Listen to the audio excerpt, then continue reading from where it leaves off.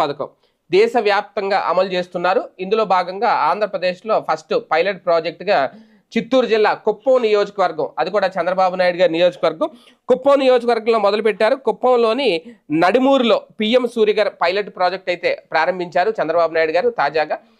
ఇక్కడ దాదాపుగా ఈ గ్రామంలో ఉన్న ఇళ్లకు సంబంధించి 132 ఇళ్ళు ఉన్నాయంట మొత్తం. ఇందులో 96 ఇళ్లను ఈ పథకానికి ఎంపిక చూశారు.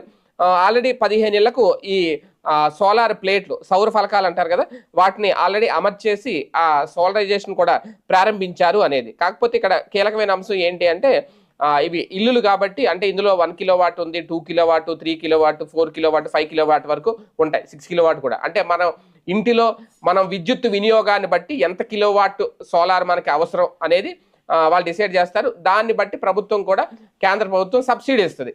15,000 దగ్గర నుంచి 30,000 దగ్గర నుంచి 70,000 వరకు సబ్సిడీ ఇస్తుంది. అయితే ఇక్కడ కీలకమైన అంశం